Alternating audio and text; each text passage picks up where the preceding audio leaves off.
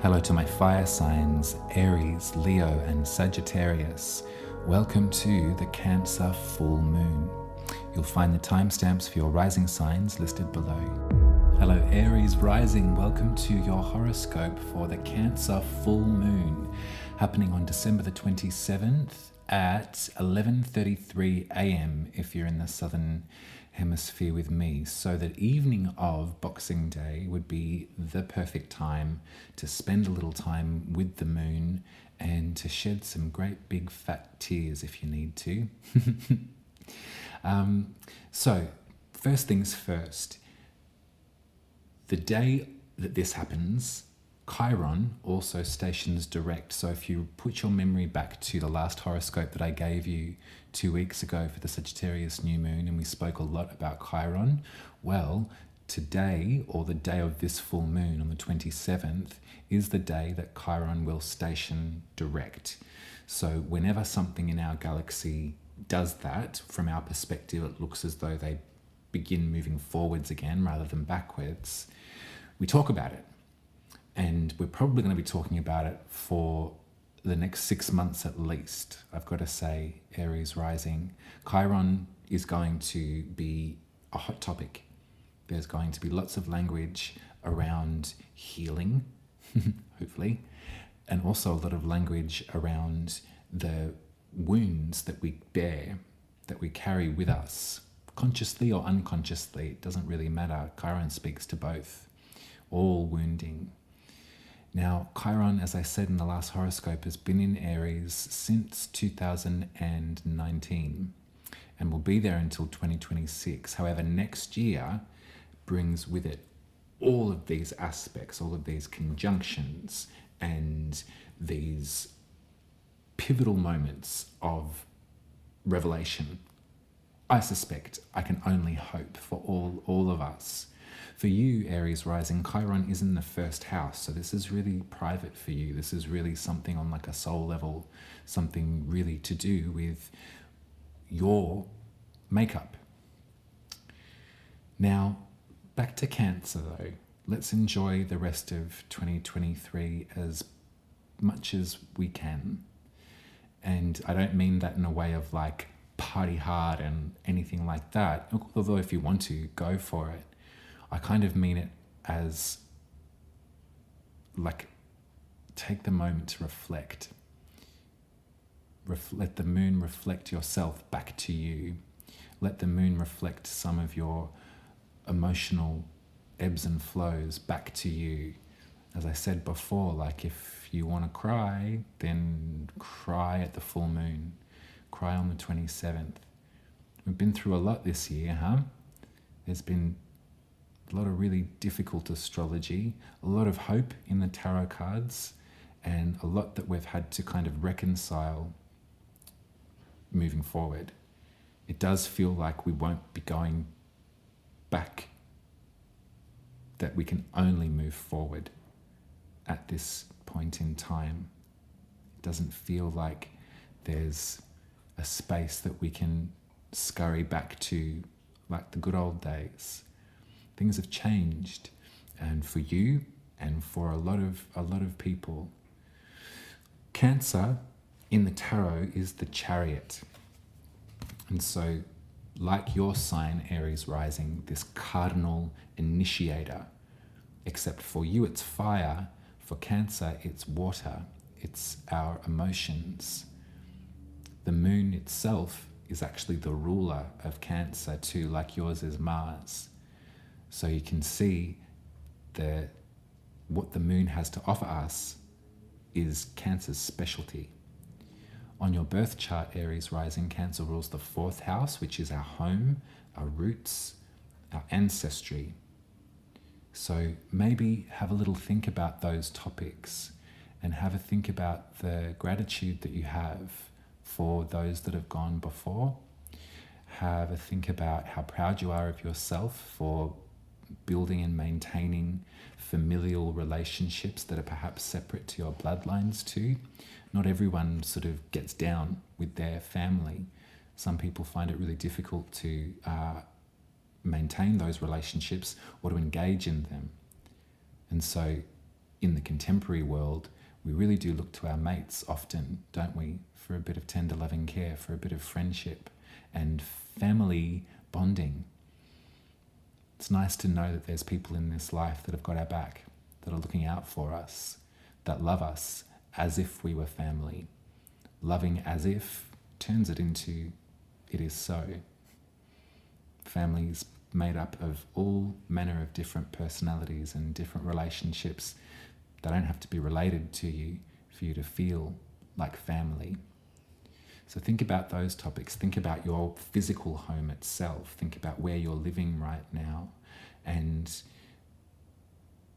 be grateful that you've got a roof over your head. December's always a time to reflect, no matter who you are. This December of 2023 is speaking really clearly to that idea. Gratitude, yep. Reflection, yep. And as we kind of gently look forward into the future, astrologically, there is going to be some trickier spots that we're going to contend with together. But if you've got a moment to yourself, take it. And if you've got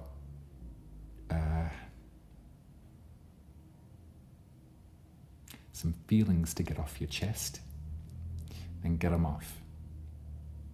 Maybe you can have a think about who you're sharing a home with right now. And if there's an intimacy there, then you can be really appreciative of that intimacy. Maybe the people that you live with are folks that you can be your truest self with. If not, this might be a time to be a bit Cancer and be a bit vulnerable. I like that it's the Chariot card for Cancer. It makes me think of a lot of the different moon goddesses that pepper mythology over the world. They're often riding a chariot. Chariots seem really kind of brazen, don't they? They're kind of maybe a bit more your style, Aries rising, a bit gung-ho. This is a chariot that says, yeah, all of those qualities in relationship to your emotional self, to your feelings around your bloodlines, around your ancestry, to the importance of having a nest that is safe, that you can seclude, retire away to from time to time. I've got a lot to be grateful for, Aries rising, you and me both. We don't got much, but what we do have is really precious to us. I want to get you some tarot just as I look at the other aspects that rapidly follow this full moon. So, as I said, the moon happens at 11:33 a.m. and then in the Arvo, Chiron will station direct in your first house. And then Mercury retrograde will square Neptune in the evening at 7 p.m. That is to say, it feels a bit woozy. My mum always says you don't know how heavy your load is until you put it down. I love that phrase, and it's really true. And so when we're thinking about that phrase in terms of what we're carrying emotionally, that's where this maybe Mercury, Neptune wooziness might come in.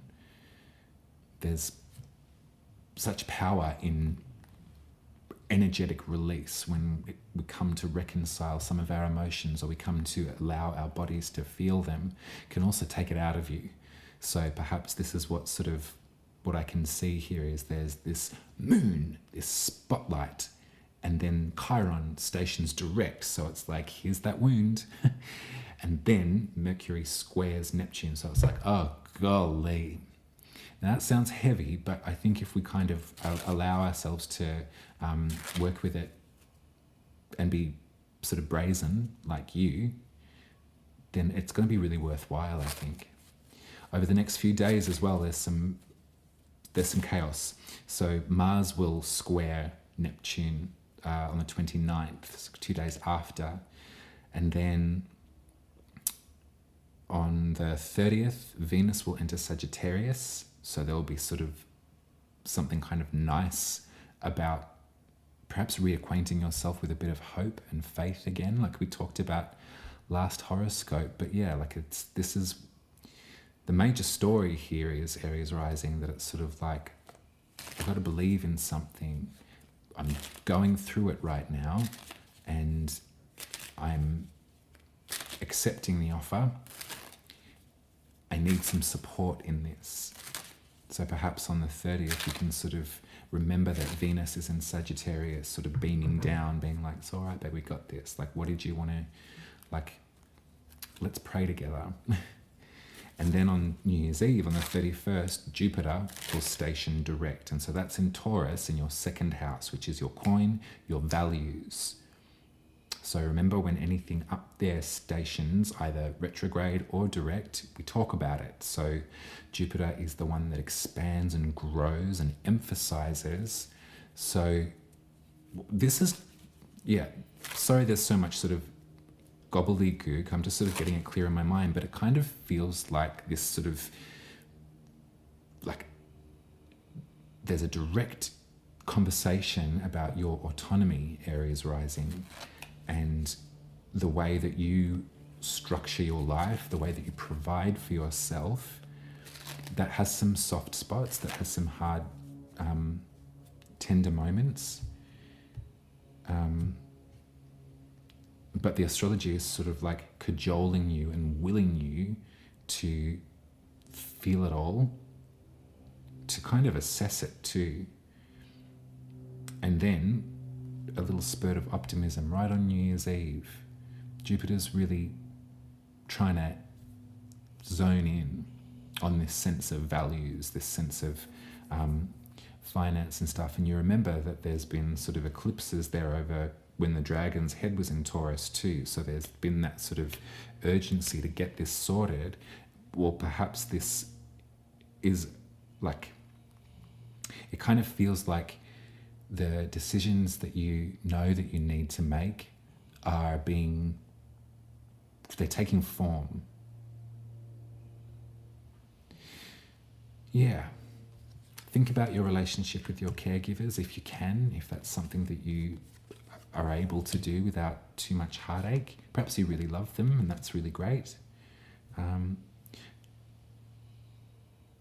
Yeah.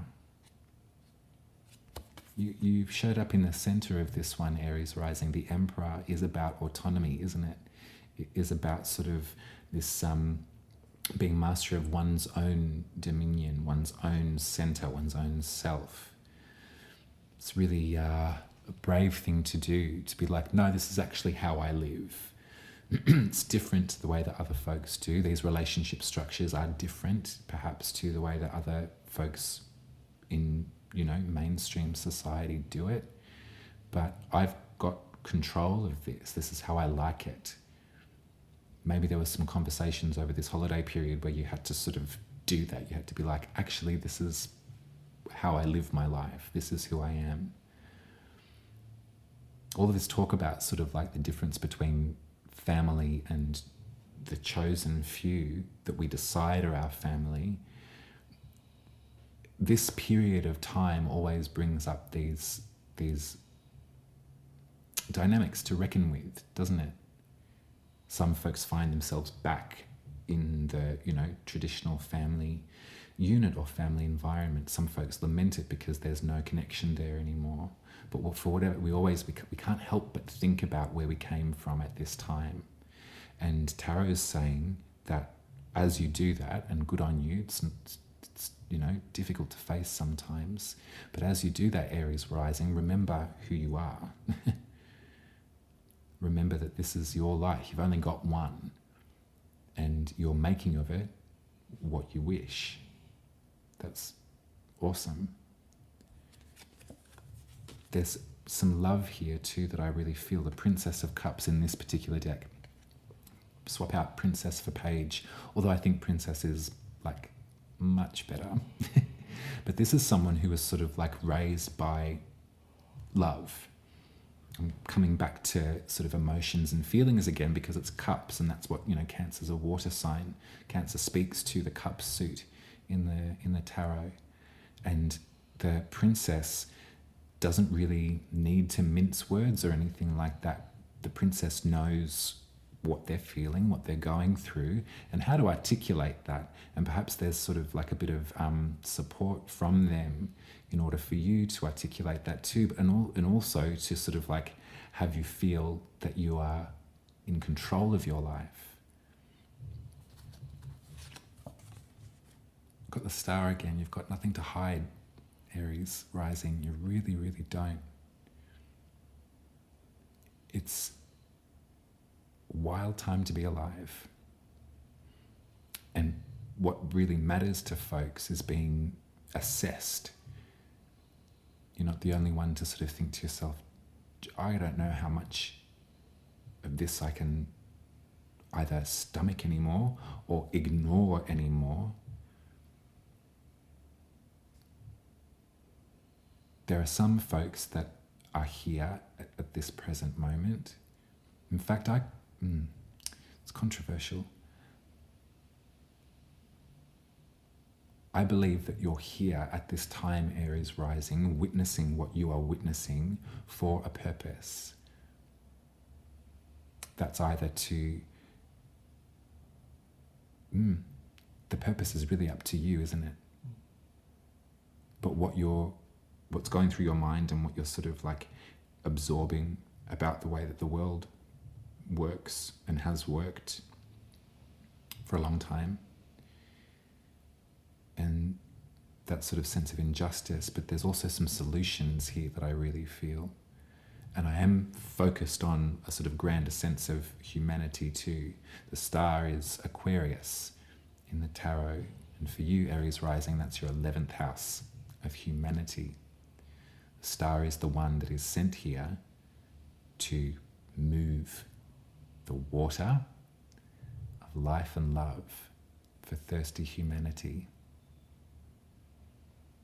I was thinking the other day, like the microcosmic experience of family, interactions and bickering and how, you're not alone, Aries rising, when there's certain members of the family that aren't speaking to other members of the family, and there's lines in the sand and all of this stuff. And yeah, it feels kind of a bit arbitrary at times, doesn't it? Especially when you cast your gaze further adrift and you see what real crisis looks like. That's not to diminish, I should say, any stick in the game that you might have. And of course, sort of bad behavior is something to be called out. But when it's consistent, and maybe I'm speaking the wrong story to you, but that sort of consistent undertone of drama. That's the word I'm looking for. It's like drama. At this time, I think you're not the only one to have limited patience for drama.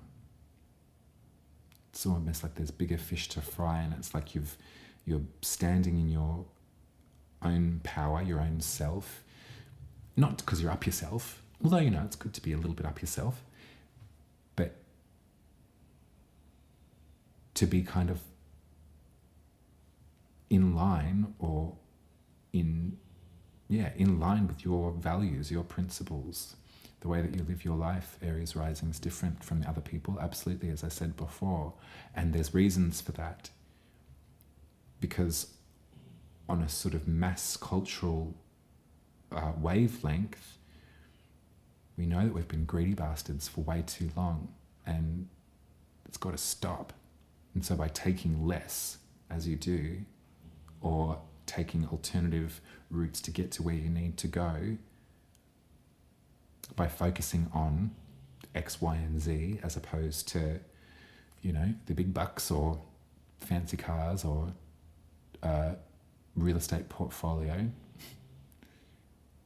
by focusing, keeping your life simpler, paring it back, doesn't make it any less rich and fertile. That's your reading, darling. A little bit muddled, but it's the end of the year. You're welcome. If you're still here with me, though, can you please put a crab in the comments? I would very much appreciate that. Don't worry, I'm going to be right back here with you in the new year. And we've got lots to chat about. I've done my little homework period of time. I like to sort of take my time and like go through all of the different transits and write them down and forget them and then have them arrive as I organize the horoscopes. But I'm trying to be a bit smarter about it and sort of give myself an overall sort of picture this time. And there is some stuff that I really would like to talk very sincerely with you about, Aries rising. Lots of stuff in Aries is happening for you and for all of us in 2024. So stay tuned. If you like your birth chart read by me, head to umaruby.com and organize a time to come and see me. Also, you can put some tip money in the jar at buymeacoffee.com/umaruby, and there's also an option to subscribe to this channel for 10 Australian dollars a month if you've got the money. Much love to you, babe, and I'll speak to you very soon. Take it easy. Hello, Leo rising. Welcome to your horoscope for the Cancer full moon, happening on the 27th of December at 11:33 a.m. if you're in the southern hemisphere with me. So probably the evening of Boxing Day, as it were. Use the moon. Use it as much as you need to. It's going to be a moon in Cancer. We know that the moon rules Cancer, the sign, so that means that the moon is really, really working hard and really powerful in Cancer. And like a few hours after this full moon, Chiron will also station direct. So remember the last horoscope and I talked about that sort of unconscious wounding and the potential for healing, the focus on healing for us all. That's all happening on the same day. Now, Leo rising for you, Cancer does rule the 12th house. So this is like very, very private. In the 12th house, we kind of really get to know ourselves in a really abstract kind of way. It's our internal workings, our private hidden world that perhaps we don't share with many people. We kind of get to journey in the 12th house, and some folks have a harder time doing that than others. Depends on how you've built that relationship. In days gone by, the 12th house used to be related to things like incarceration and things like mental asylums. Now, think about the word loony. No offense. I hope that's not hurtful, but it actually has a relationship to lunar, doesn't it? We know that folks they put extra staff on at hospitals and at police stations around a full moon. That's not for any spiritual reason, that's just because people lose their shit. The moon has a power to move our emotions, our water. The moon moves the water of the globe, you know what I mean? So how is your 12th house? Have you been in there very often? Is it a place that you feel comfortable in at this time? It might be a bit interchangeable as well. I know from personal experience, the 12th house is sometimes really, really exciting and really vast and really sort of unknowable, and I like that. At other times, the unknowable scares the shit out of me. It just depends on how I've been doing and how I've been sort of relating, how my relationship with myself has been. In Hellenistic astrology, it used to be called the house of bad spirits. So there is something around the kind of fear that we might have of our own inner workings as well. And maybe because we're sort of just coming off the back of this sort of holiday period, entering into the new year, there might be some things that you've sort of chalked up about yourself that you can have a good going over, a good look over at the light of this full moon. If you've been hard on yourself, Leo rising, or if you've been in grief or in sorrow internally, in a space that's sort of not so much to do with your exterior life. And I know that that's sort of very difficult to kind of get your head around, specifically at a time when the exterior world is really calling for our attention, and rightly so. But it's also healthy to go inward from time to time. I will say that. It's also healthy to sort of have a little think about your relationship with yourself from time to time. Have a little think about your relationship with your sort of unconscious. Now, as I said, not everyone's sort of interested in that. Some people are much more sort of, results-based or reality-based.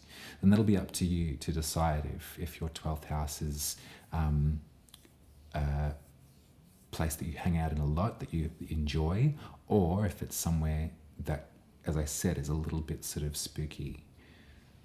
Now, Chiron will be stationing direct, so you remember that sort of that opportunity for us all to do some healing. Well, there's sort of something related here, isn't there? For you, Aries rules the 9th house, which is where we sort of expand our mind and when we learn about philosophy, where we travel and go on great adventures.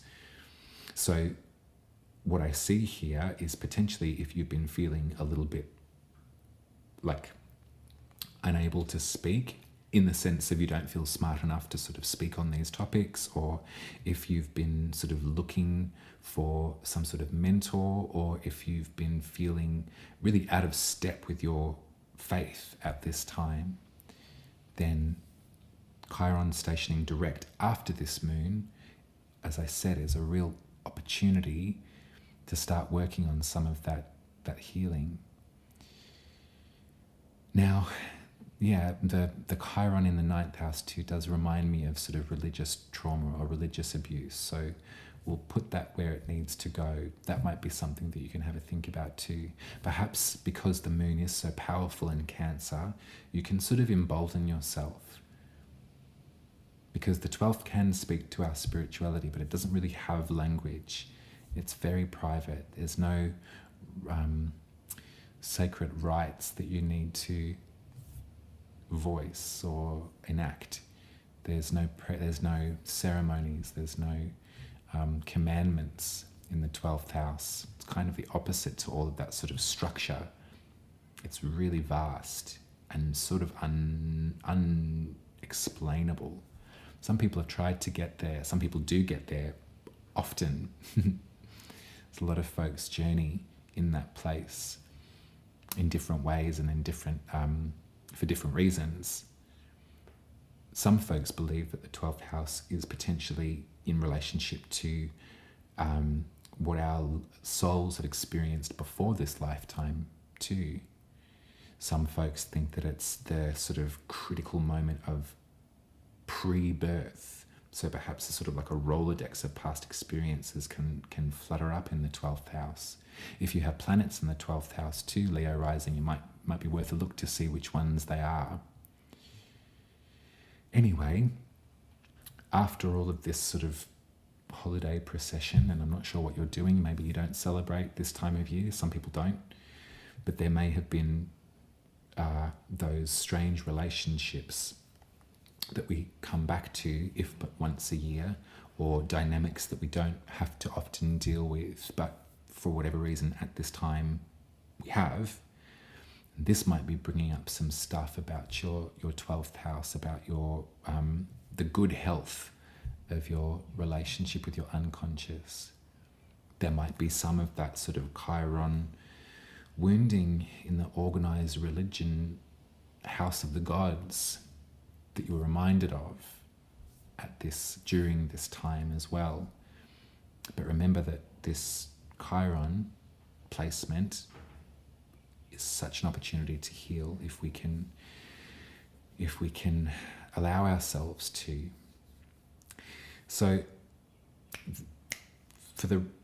almost every day until New Year's Eve, there's going to be pressure and tension with Mars and Neptune, with Mercury and Neptune, and then Jupiter stations direct on New Year's Eve. So to explain that to you, what it looks to me like is there's like a feeling of sort of like being like woozy, you know how you get like a really deep tissue massage and it moves a lot, and then you feel like either drunk or a bit nauseous. You feel a bit like, oh God, like I just feel so heavy. I feel like I'm let go of a lot, but it's wrung me out. I feel exhausted. I feel like I've run a marathon. That's kind of what this feels like to me, these squares between Neptune and Mars and Mercury. It's kind of like like a sort of blunt trauma to the to the spirit. So go take it easy, and then look forward to Jupiter stationing direct on New Year's Eve, because that's your 10th house. That's your most public, visible self. That's your career. So there's activity here. There's maybe some light bulbs that you can feel going off because you've been doing all of this really intense 12th house work, and you're going towards healing some of this 9th house trauma. I've had a look at the astrology for all of next year, and we're going to be focusing on Chiron a lot, at least for the first 6 months of next year. And there's some really pivotal, really intense moments happening in Aries. So this conversation we're having around the kind of the trauma of organized religion, perhaps from the past, or it could be your distrustful feelings around faith. It could definitely be sort of like being wary of like the guru. You know, there's a guru popping up every 5 seconds, it seems. Everyone's got the answer, got the way, got the key through. So that could be something too. There could be something about kind of like this distrustfulness that you have in regard to faith and spirituality. Keep your eyes on that. I'll explain obviously as we go along what I can see and what the astrology is as the year goes on. But all of this is to say there is going to be major Aries focus. We know that the dragon's in there already, right? So there's going to be eclipses there, a major one in April. But yeah, that's next year. Let's just focus on this full moon in Cancer. Let's go with that sort of analogy of like the deep tissue massage. Let's feel like encouraged to move some of this shit around, this energy that sort of feels trapped there or wherever it feels. Like, let's afford ourselves that kind of release. I'm going to get you some tarot as well, Leo Rising. Sorry, my hand's going over here. I've got a beautiful friend down here underneath the desk that is by my very, very side and would like some attention right now. There we go. Hello, darling. Really is in the mood for some attention. I love that about animals. They aren't backwards and going forwards. They know their needs. They know how to ask for what they want. It's really cool. I wish that we could be a little bit more like that too from time to time. All right, quickly, and then I need to give us some serious cuddles.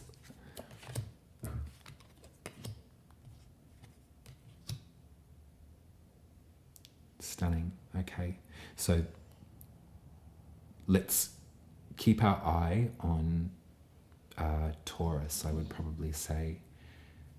Leo rising, so back to the 10th house. All of this sort of, there's a lot of privacy that I've just been sort of talking about with this 12th house moon and with the Chiron stationing direct in the 9th house. The tarot is just showing me the King of Pentacles, the Three of Pentacles, and the Seven of Pentacles. So lots of Taurus and a little bit of Capricorn too, but there's something definitely focused on work, and there's definitely focused on kind of maybe practicing a little bit of patience on this particular project. If you can think about the way that you're willing or wanting to be publicly perceived, if you're thinking about your sort of legacy and how that's going to be, what needs to be done in order to get that thing going. If you're feeling a bit trepidatious too about the amount of work that you've got before you, I know it happens to me sometimes. Like I've been working for myself for a long time, but it can be overwhelming every so often when you sort of lay it all in front of you and go, holy moly, like that's a lot of work that I've got to get through. It's going to be good, but I'm feeling like a bit spacey at the moment. Maybe what the tarot is also saying is there's something about sort of collaboration. There's something about maybe like, about, what's the word I'm looking for? Delegating, if you can at all possibly do so.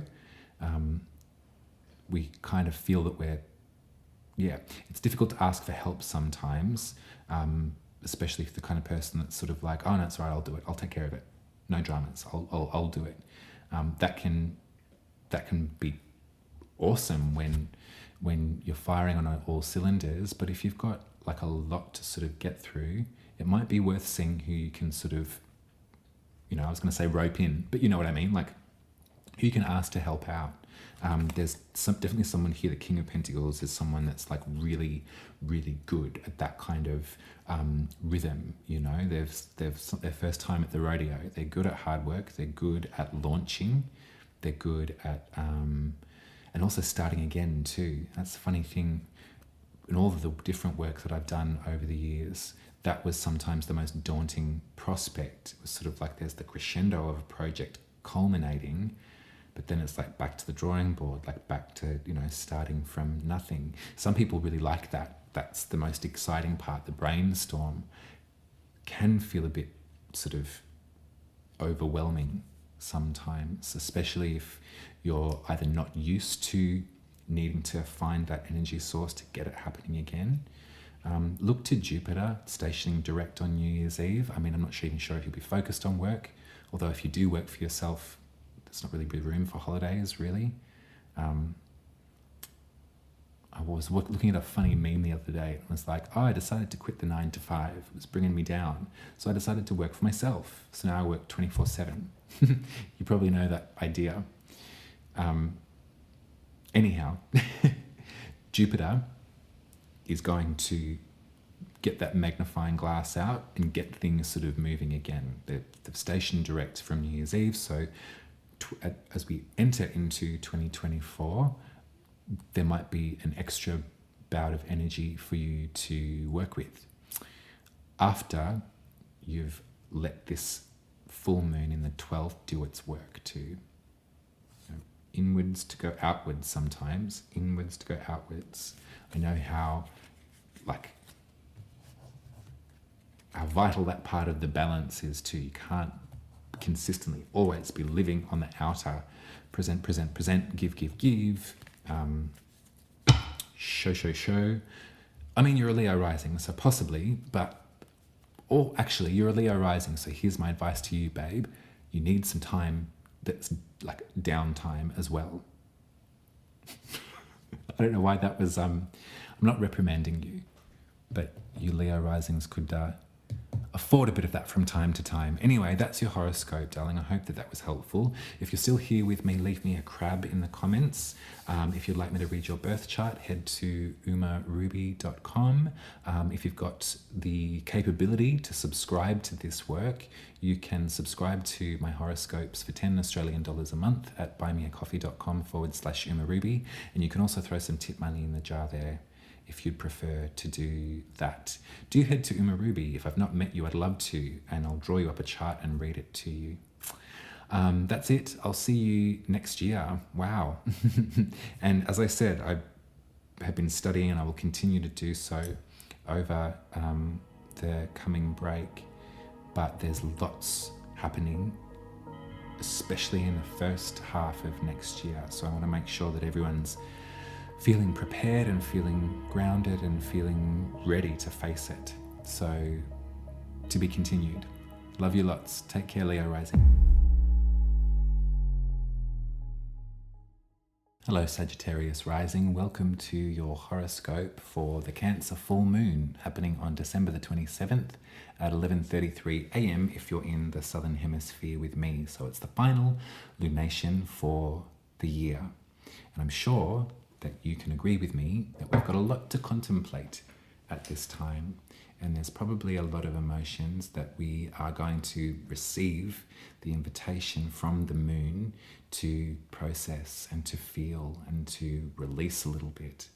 Cancer is a sign that is incredibly adept at working with our emotions, at encouraging us to sort of face them and feel them for good in terms of love and happiness and tenderness, and also for challenge as well, as far as grief and sorrow and pain.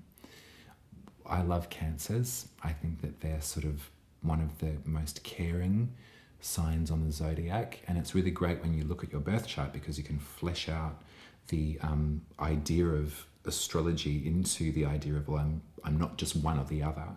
I may have certain strengths in areas, but I'm actually everything. So Sagittarius rising on your birth chart, Cancer rules the 8th house, which is a very tender spot, and it does speak about our capacity to grieve, and it does speak about the sincerity that we suffer when we lose those that we love. And this moon is lighting up that house for you at this time, Sagittarius rising. So there's going to be some great opportunity to really feel that sincerity. It's kind of like a sort of quiet point in the year too, in terms of celebration, in terms of moving away from the holiday period, then into the new year. Often at the 27th, it's sort of like, I'm going to maybe do nothing. And so you've got company with this moon to maybe do nothing and to go over your happinesses and your sorrows, and to be grateful for each and every one of them, because to have human emotions, to have our feelings, is something that sets us apart. Although, having just said that, I've been caretaker for 3 glorious creatures, and they've shown me so much. As always, whenever I'm in contact with the animal kingdom, I'm always reminded that love doesn't require language. That love is truly felt just in presence with the pure of heart, the kindness that you can sort of glean from a little cat as it sort of wants to rub its head on you and show its belly, or from a dog with its eye contact and its sort of heavy breathing, or its happiness on the beach when you take it for a walk. It's powerful, and it's sort of, I felt really moved by that idea, or that acknowledgement. I felt really, really moved that love is one of the only things worth living, fighting for. That feeling of tenderness and sweetness and companionship.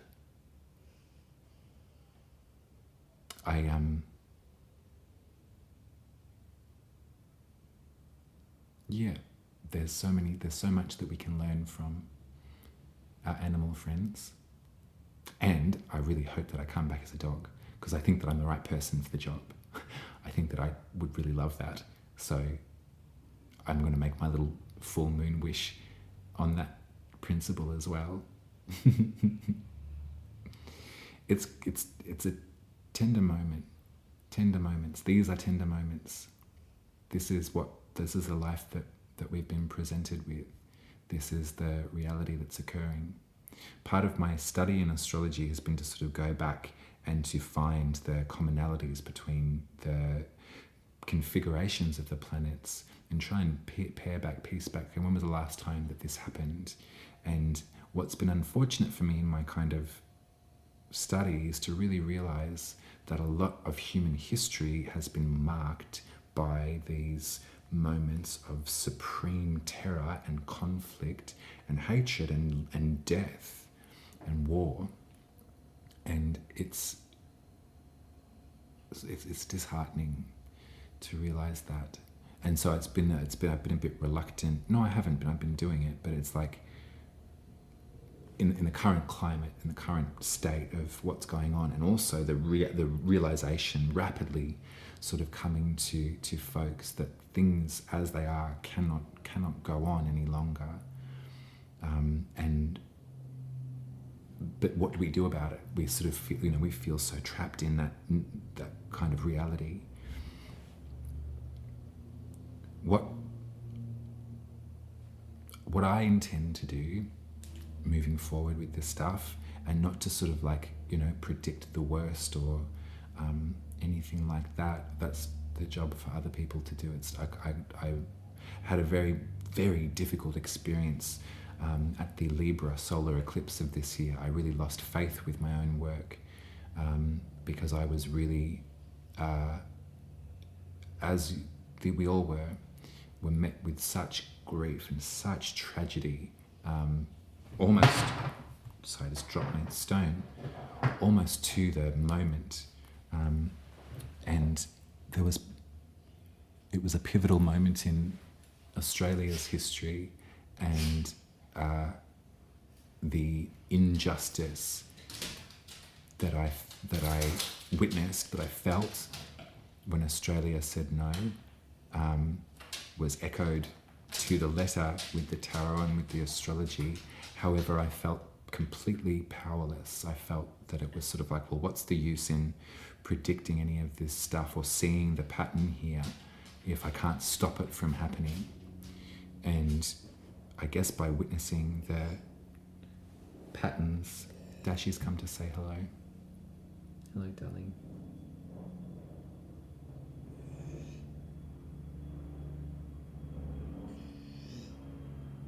I intend to not be frightened of love for the rest of the time that I'm here, for the rest of my life.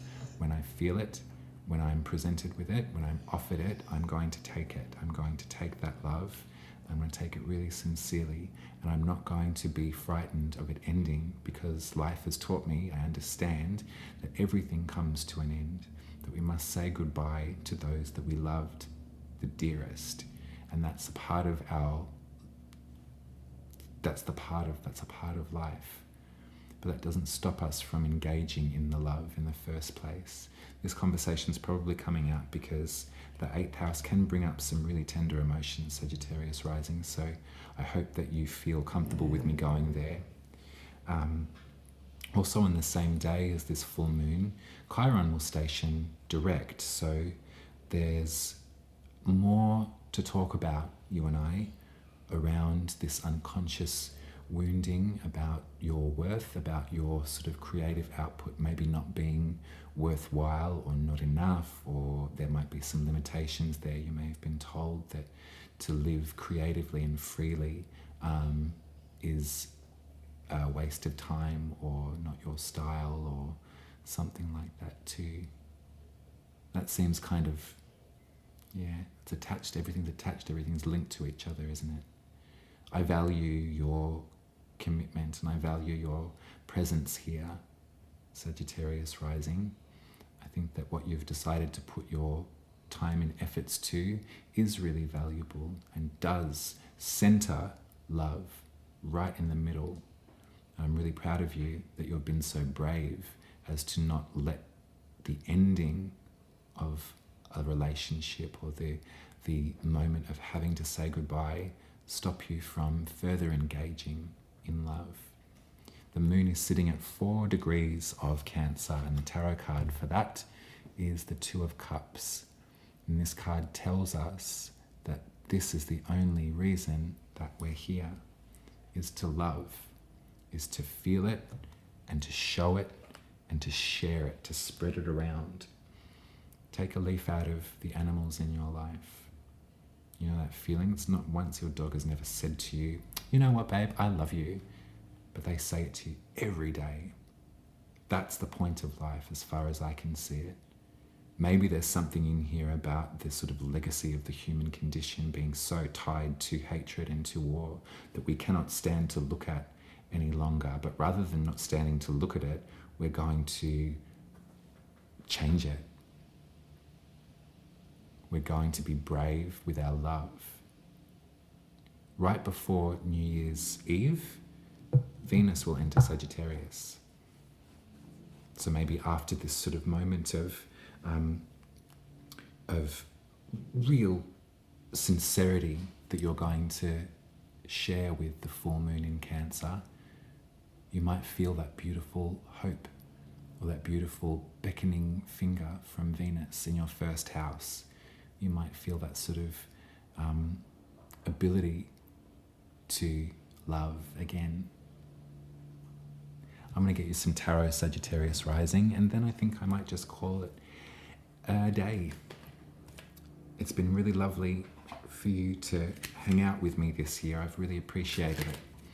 And I really appreciate your encouragement and your support and your kind words and your patience, perhaps, when sometimes I get a bit scatterbrained and I start to talk about something that is irrelevant or that doesn't finish the point. It's been I've felt very safe to be myself through this medium, and I've got you to thank for that, Sagittarius Rising. So thanks again.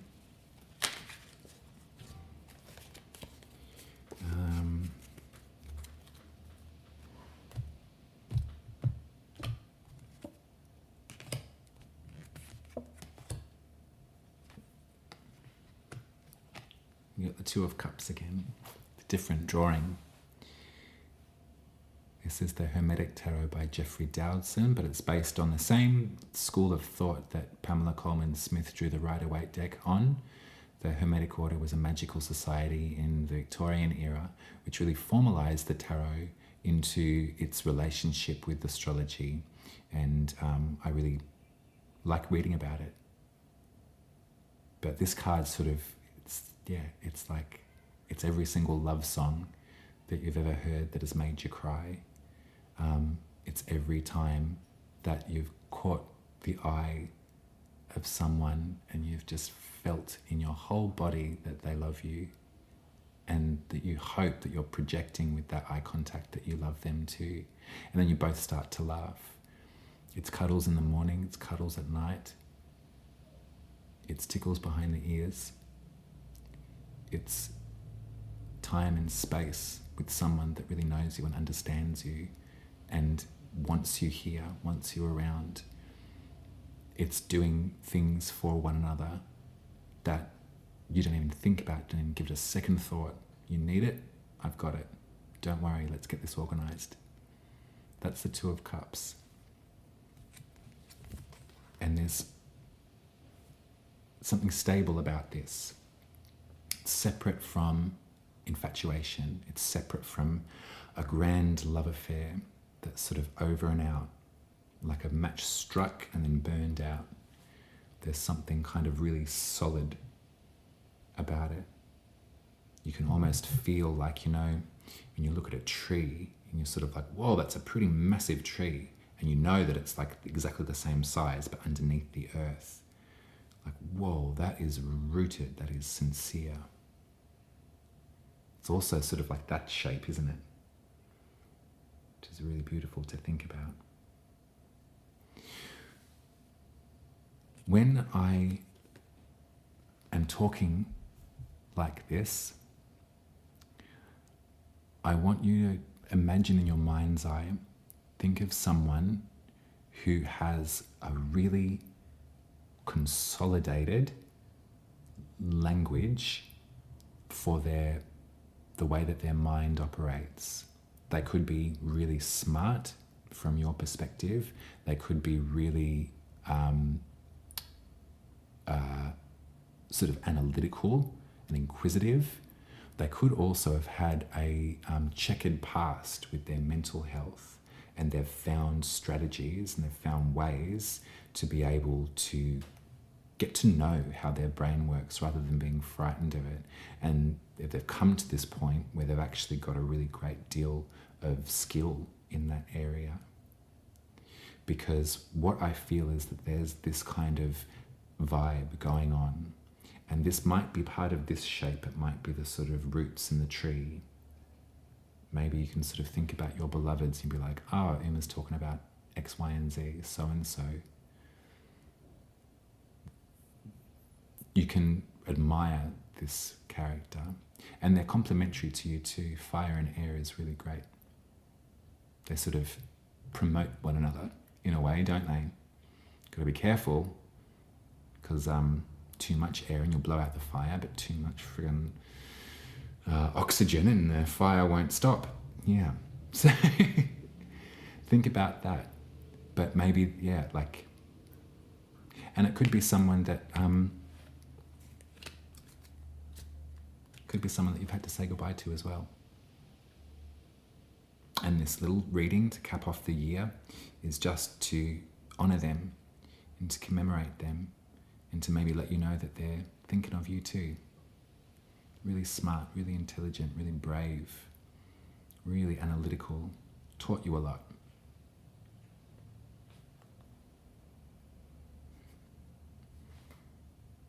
That's your reading, Sagittarius rising. I love you lots. If you're still here with me, put a crab in the comments, please. That would be awesome. As I said, it's sort of the last horoscope for the year, but I'll be back in 2 weeks. Don't you worry about it, and we'll talk about the new moon in Capricorn. If I've not read your birth chart yet, please let me. I'll draw you one up. They look like this. And then I read it to you on Zoom, and then I post it to you in the mail, so you get to keep the hard copy of the chart drawing that I make. You can head to umaruby.com and book yourself in a place there. You can tip me at buymeacoffee.com/umaruby, and there's also an option to subscribe to my channel for $10 a month over there at buymeacoffee.com. The links are all in the description below. Please do have a beautiful journey into the next calendar year. Please take it as gently as you possibly can afford to, and keep your chin up. I love you very much, Sagittarius rising. I look forward to chatting again soon. Take care.